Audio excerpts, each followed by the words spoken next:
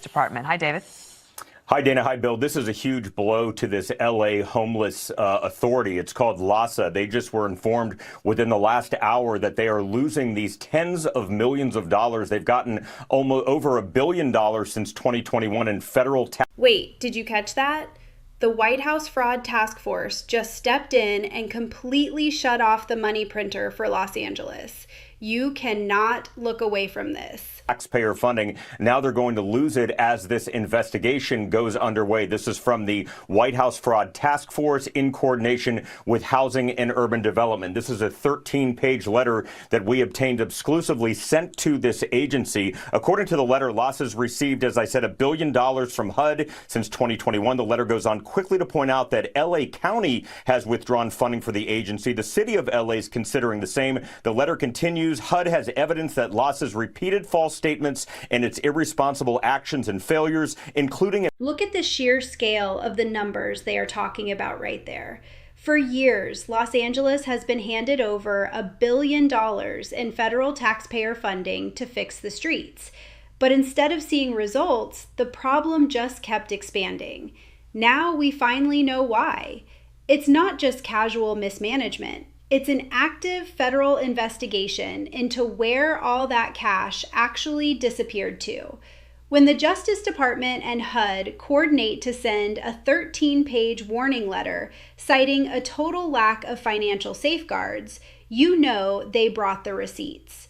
It really makes you wonder how many other major cities are running the exact same playbook completely under the radar.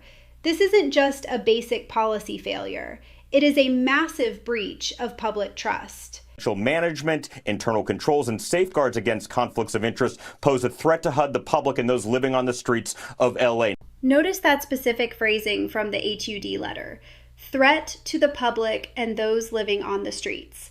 That is incredibly damning. The federal government is explicitly stating that the local agency meant to protect vulnerable people was actually making the situation more dangerous through its sheer irresponsibility.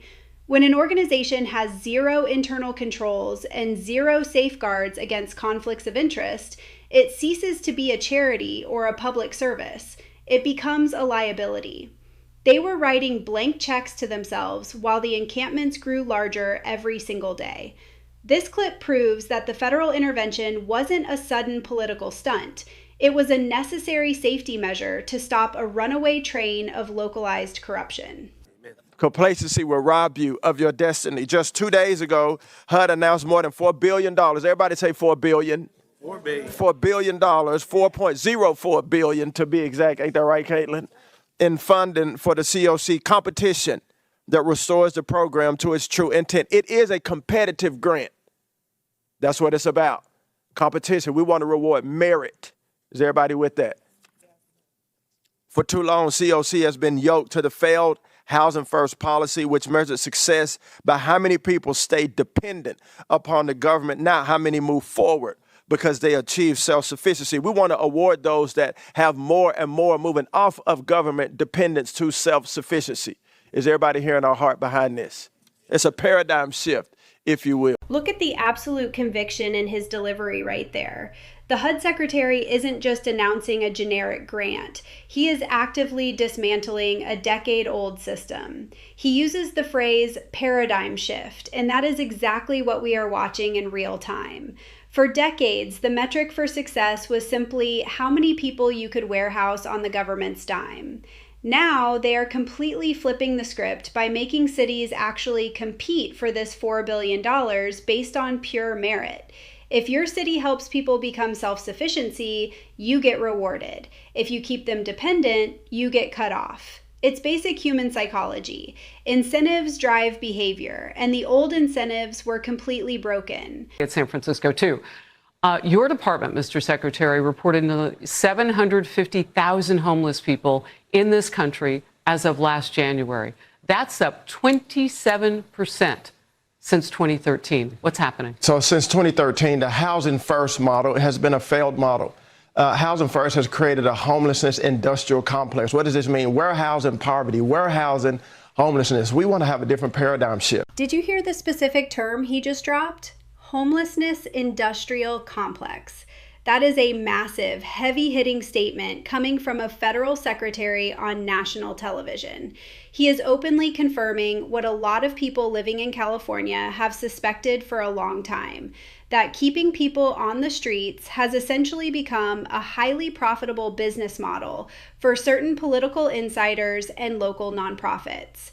When a system relies on a problem existing in order to justify its next billion-dollar budget, it has absolutely zero incentive to actually solve that problem. This clip exposes the structural rot behind the entire crisis. We don't want to award people just because you have many people inside of a warehouse that are homeless. We want to have success, say, not the number of units filled, but people moving out of homelessness to self-sufficiency. Housing First is a failed model. We want to focus on transition, getting people transformed, healed, and back to a life of self-sufficiency. So we're not funding programs, we're funding people and results. He hits the nail on the head right here when he calls out the failed Housing First model. The strategy for the last 10 years has been to throw money at real estate while ignoring the actual human beings living inside those units. You cannot fix a deep psychological or medical crisis by simply handing someone a set of keys and walking away.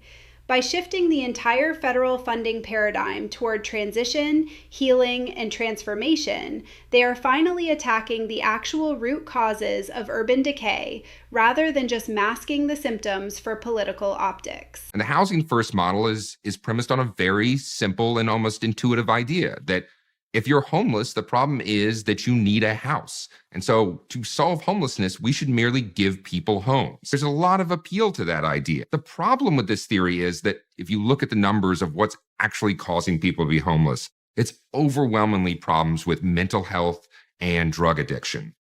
And Housing First requires no sobriety or treatment in order to receive permanent housing. If you're going to put somebody in housing and you don't provide any type of services for them, no treatment services, no case management, no anything for them. You just stick them in the house just so you don't have to look at them and they can do what they want in there. How are we really? Notice how the data presented here completely shatters the mainstream narrative we always hear.